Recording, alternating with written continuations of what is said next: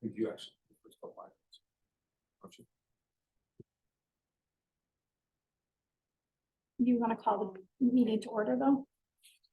Okay, Okay. so it is 12:03, and this is the Town of Oregon Board of Review meeting for Tuesday, July 25th. Is now called to order. And Okay, then we do roll call, Yep. please. Carl Walzer, Here. Kate Gladdy. Here.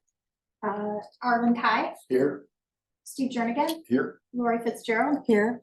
And then, can you spell and state your name again for us, please? Yes, Brandon Rusch, and the last name is Rusch, first name, USCH? correct, yep. Okay, And first name Brandon.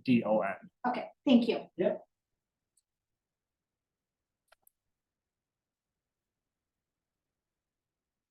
And then Jennifer, I know it's in the packet. Can you just confirm that the appropriate notices have been? Yep. given? So, in the packet, I don't think it included the open book notice, but in your packet is the 2-hour notice.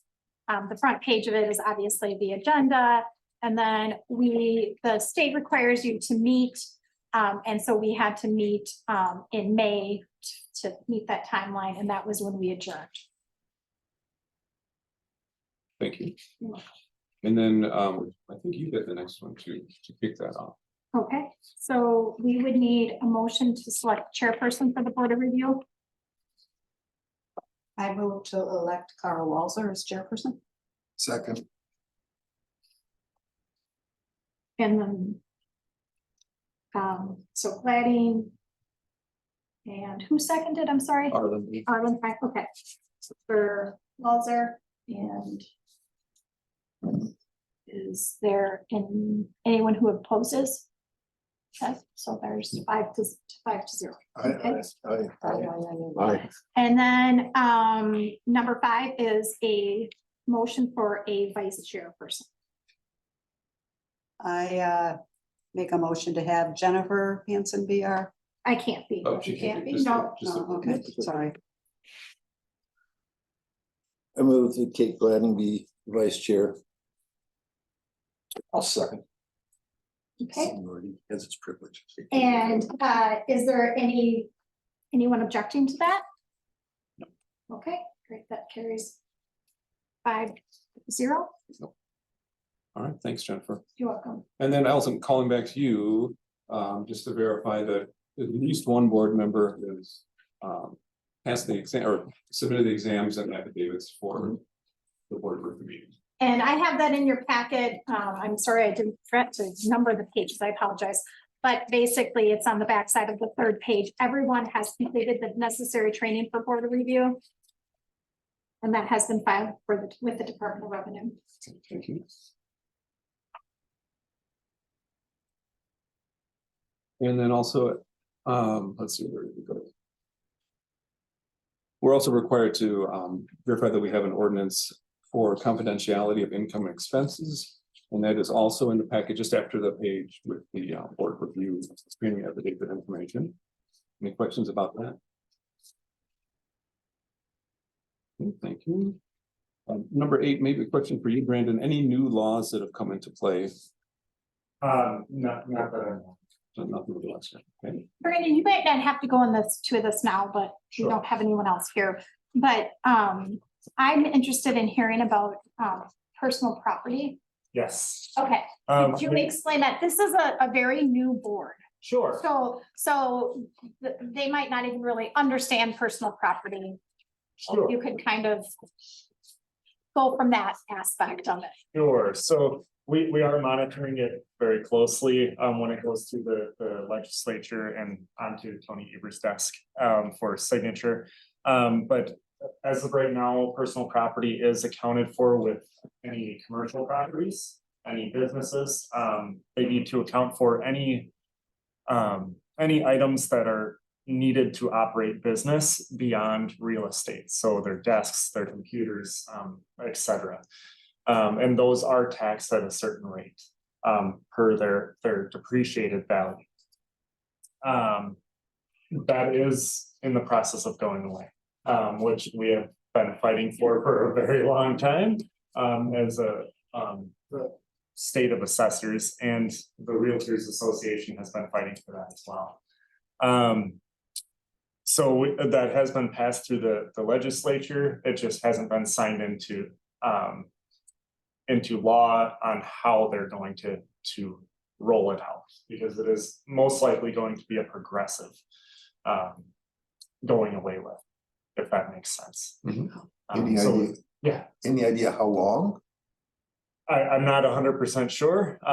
We're monitoring that very closely. We're hoping within the next 2 years or so. But or sooner, but we're not 100% sure yet. Does that include agricultural businesses? It would be all businesses that are currently taxed under the personal property. I'm not 100% sure if farm businesses are taxed for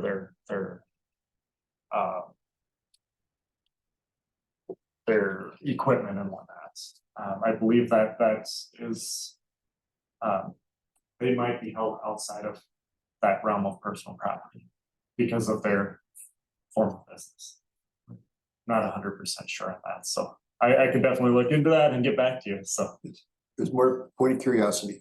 Sure, okay, It's a self-reporting system, correct? it is, So, but mostly what we have here in the town of Oregon is, I'm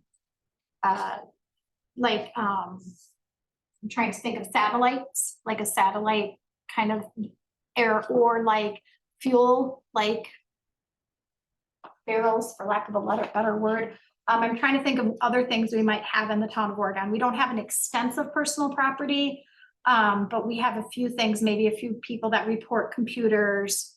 Could But be it houses. has, the law has tapered back, so we had one where it was a trailer.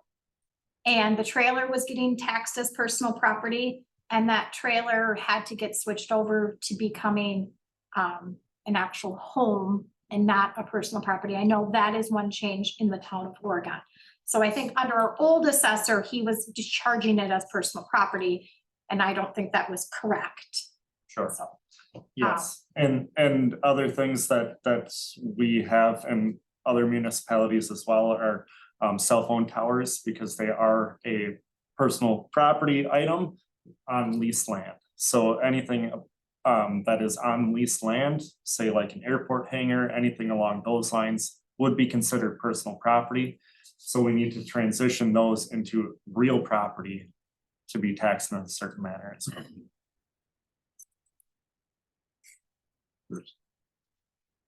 If you just switch term from personal property to real property. Sure. Real property generally meaning real estate. Correct. Yep, real property in our eyes is any real estate or any structure that's structure or land that is being taxed. And that the tower, the cell tower is personal property of whoever installed it and maybe leasing land. So Correct. the owner of the property is not getting taxed on that unless they also own the tower. Correct. So the owner of the land is being taxed on their assessment of the land. But the owner of the tower is being taxed on personal property, not the land. and will there be some kind of kickback to municipalities for the loss of personal property revenue, or do you know any of that? I think that's ultimately what they're deciding at this point in time. Okay. And what will need to be figured out in the rollback of personal property, because that is still an income generating piece of the pie for all municipalities. I believe one option they were throwing around was to freeze the revenue and just generate that from the state level. So. Okay. I'm not 100% sure, and definitely get back to you when we hear more. But essentially for us, it would mean that there would be no for you guys too, there would be really no personal property tax roll. So right now we have two tax rolls. We have, the real estate. and then we have personal property. That's- We would go away with the personal property tax roll That entirely. is correct. Yep. Okay, Yep. Do you know in dollars, is that a significant amount? no, I'd have to look for the town. It's not super significant. It's just not. It's, yeah, Nothing to it's, worry about. yeah, I wouldn't bring it. I'd have to look exactly, but it's not super significant for us. And, but we do collect it. We don't, the county doesn't do any of the collections for us. So if someone doesn't pay, it would be on us to do collections. That would be really the only thing that we have to play in that role. But it's not significant. Is it a separate billing? Like- Yes, it oh, is. It's okay. a separate tax billing Okay. where it goes out. So like when our tax billings go and it might go something to like, say TDS and the bill might be $9.54. You know, it's fairly If insignificant. it helps, the total valuation of the personal property roll is $334,600 for personal property in the town of Oregon. So in tax dollars, that's pretty insignificant when you look at the grand scheme of all the tax roll. So are they taxed at the same rate? Typically, yes. So the 20-some mils? Yeah. So that sounds more like $600. Did For I the did I drop town, a zero? About just under 700, yeah. So, Is anyone fighting it?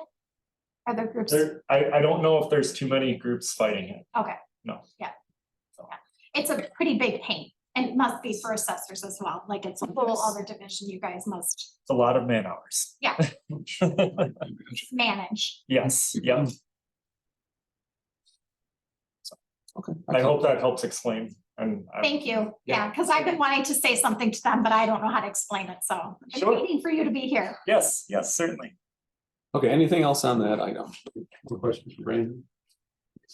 Okay, agenda item number 9. Also in the packet, okay, I think we're just going to the next page. We have to have a policy regarding the procedure for sworn testimony, telephone testimony and sworn written testimony, and we do. Although it looks unsigned, so, but I imagine we have one filed with it somewhere. Yeah, I mean, we can, if you guys want to just make a motion and approve it again, I think this is something I'm totally fine with. We have nobody here, so we can prove it, or we can just wait, if someone comes and then we can approve it. But you know, I don't know that this is something that I think you can approve every board of review. And, you know, the ordinance is gonna stay, but It's already been codified, right? Or no? not this, the codification of the ordinance has been, but this sworn testimony has not. Oh, okay. So I don't think there would be an issue if you want to go ahead and approve it and sign it. Oh, and this is just boilerplate. Yeah, mhm. Okay. Yep. Anybody want to make a motion to approve? You need a minute to read, I'd be fine too. We've got some time. You're making a motion on. It's the second sheet from the back. Board of Review policy on sworn telephone or sworn written testimony requests. It's on the 5th page, Arlen, of your packet.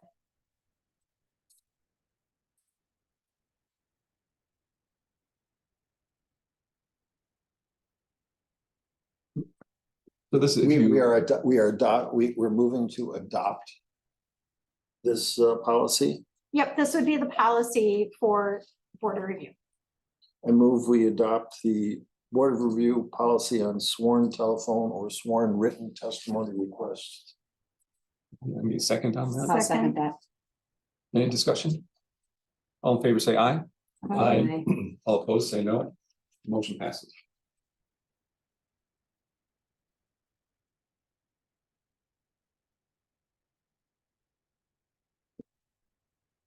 And then, item number 10, is that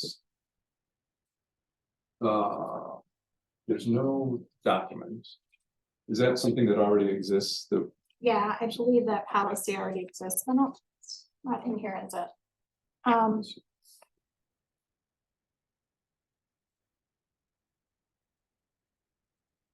I don't actually think we'd have to do anything for that right now, because There's no pressing need for it, nobody right. has asked for it, yeah. Okay, So so I think maybe- we could just put that on pause unless we needed to come back to it. Something came. Okay, so we'll do that. I think no action's needed. So we'll postpone that item until it's relevant.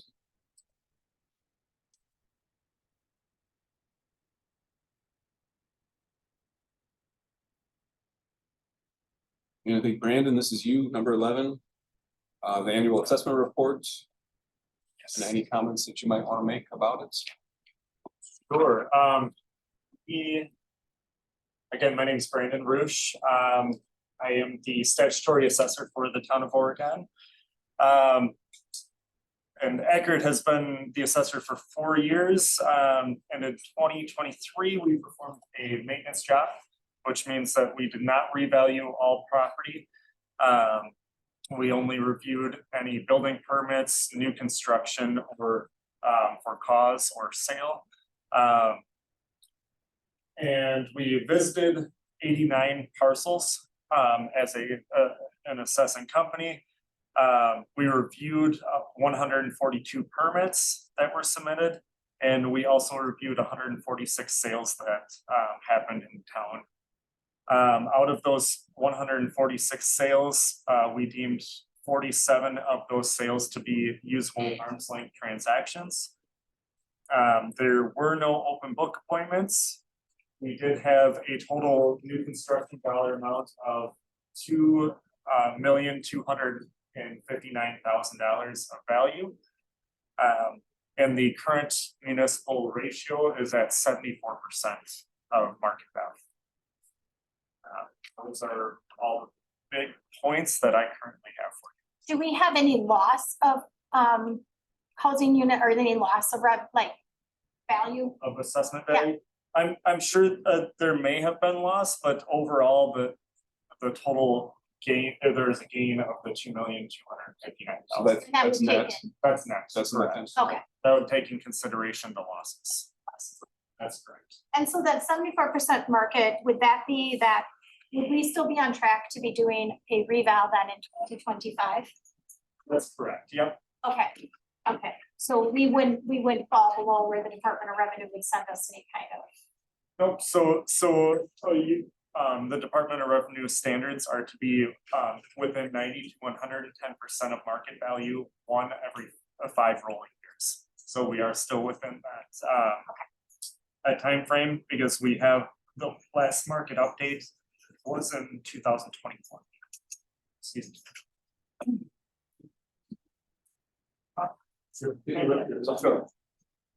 Yeah. So 5 years would really mean we wouldn't have to necessarily do it till 2026. That's correct. Yep. Okay, and do you know our contract goes with you till 2025, correct? 2026. Oh, we are in 2026. That's correct, yep. Okay, Now, given if you did wait until the 2026 mark, that's when you would most likely be receiving the pressure from the Department of Revenue. okay, So doing it prior to that is recommended in our case. okay. And it's less strain on the residents as well, because it's going to be a lesser amount that we're increasing values or decreasing depending on market. I think what we were thinking at the time when Kate was doing that contract negotiations was 2024 is a presidential year, so we're trying to stay out of that year, just. That makes sense. So that timeline for your company is okay, 2025. Sure. Okay. Yep. And for those that are new, how Kate negotiated the contract is we pay a standard fee every single year. So the year that they do the market reval, it's the same cost as it was all the other prior years. They build it into the contract. Even though that is a more intense year for you guys. That's correct. Yeah.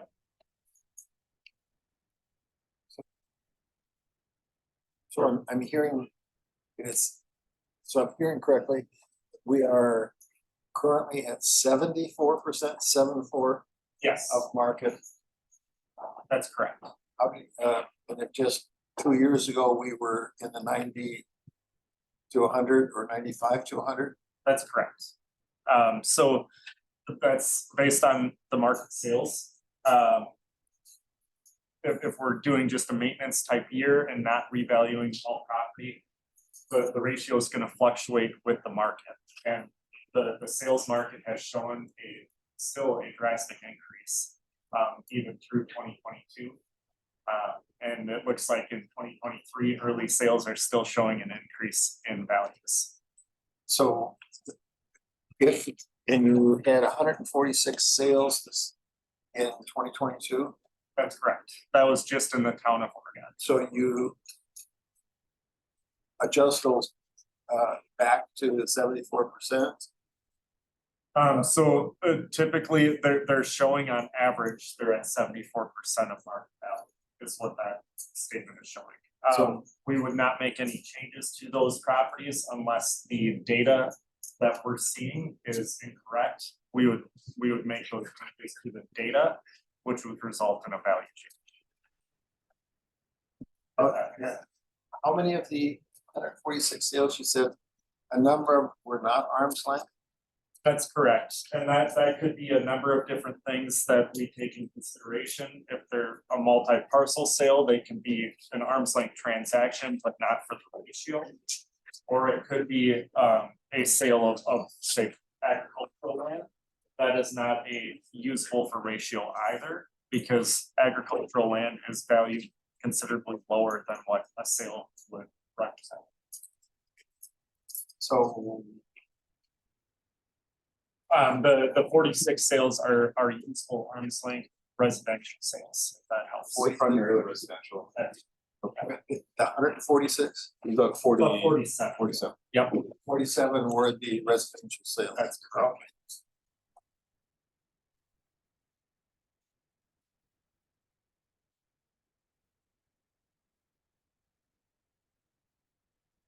Any other questions for Brandon?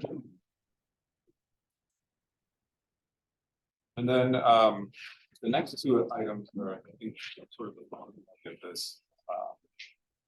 It's the receipt of the assessment roll by the clerk, and then the receipt of the assessment roll from the clerk.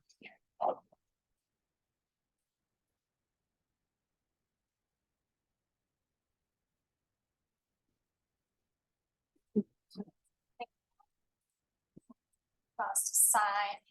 So this is the oath. And the oath, so you would sign, I would say. Or is it reverse? Yep, that's right. Yeah. Sorry.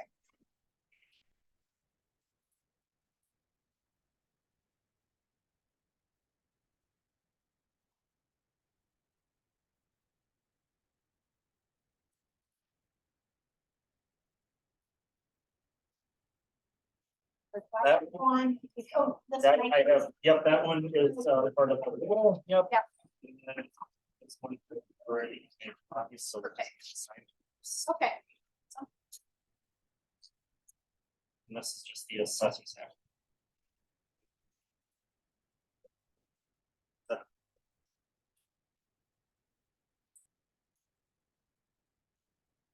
Thank you.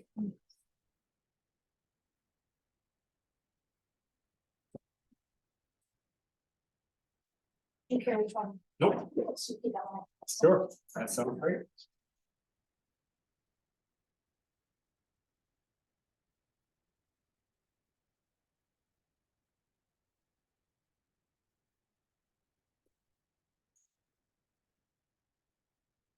Exactly sure what item 13, how that looks in real life, but it's the receipt of the assessment roll and sworn statements from the clerk, so the board of review receives from Jennifer.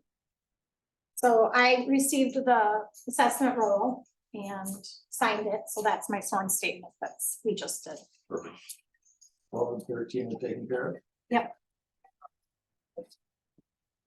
All right, number 14 is review of the assessment roll. And for the board, it's primarily to examine the roll, sort of the spot check. I mean, we're not going to go through however many pages that is.